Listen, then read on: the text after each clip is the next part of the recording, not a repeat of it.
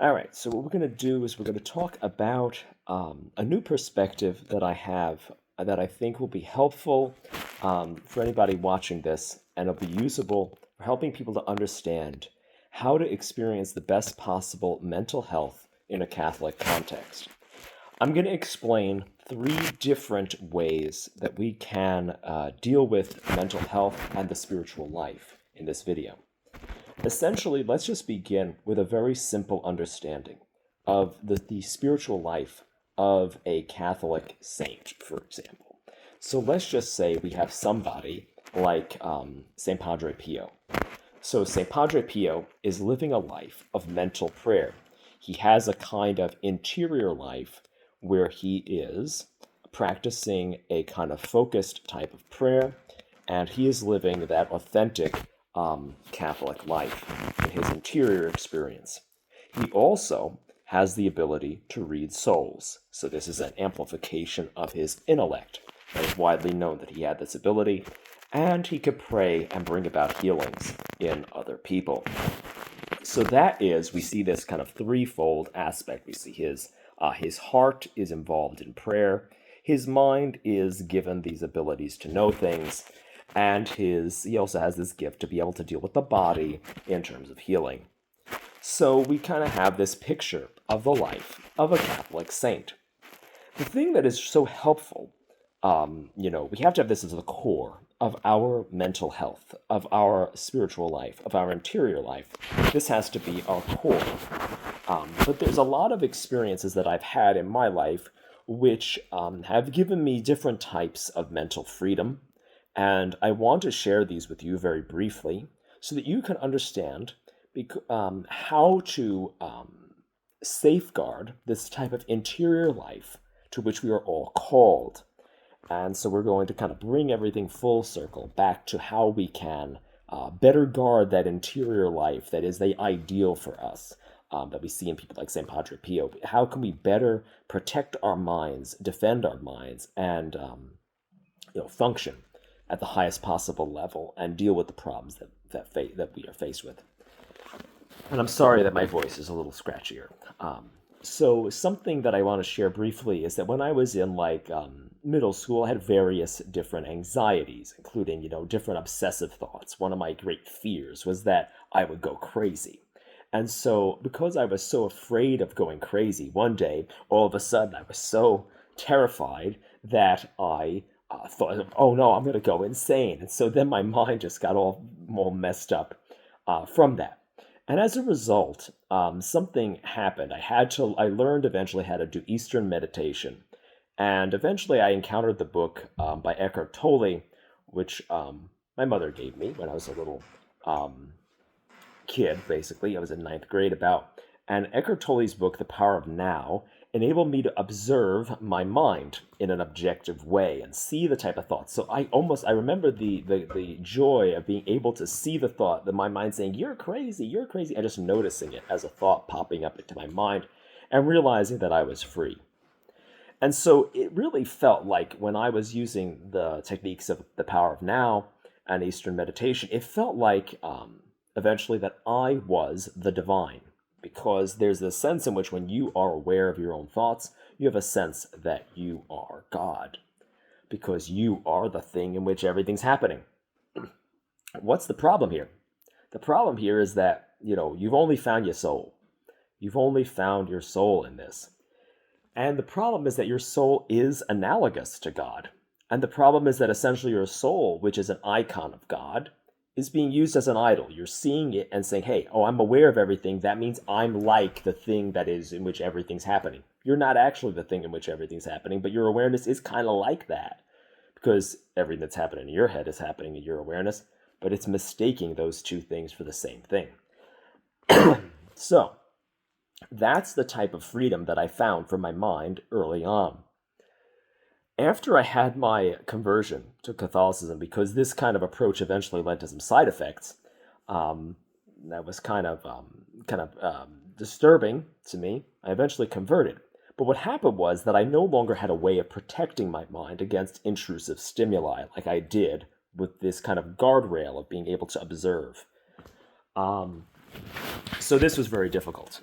Eventually, what happened was that I learned some intellectual techniques, like the idea that a lot of my thoughts were basically like operating like hypnotic suggestions. I dealt for many years with scrupulosity and different types of intrusive perceptions and kind of things like that. But I realized that these were like hypnotic cues. And by gaining this type of understanding of like gaining an intellectual understanding of what these experiences were, and that was not as scary as what I thought they were, this enabled all these things to become irrelevant and unimportant and then to cease to exist. This all happened at the same time that I was researching hypnosis, the teachings of Dan Buglio, um, some other ideas from some street healers. And so these ideas were all different intellectual frameworks that allowed me to have certain beliefs about myself, that enabled my mind to kind of turn off, that created another barrier against these kind of intrusions.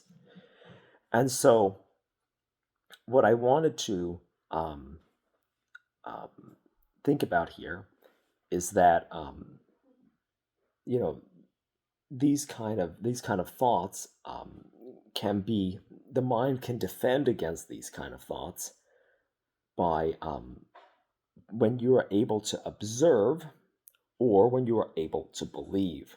And um, an observation is one way of protecting the mind, and so is belief. So the thing is that um, what we need to do is we need to find a way that observation does not become an idol, that belief does not become an idol, and that they become in service to the genuine interior life.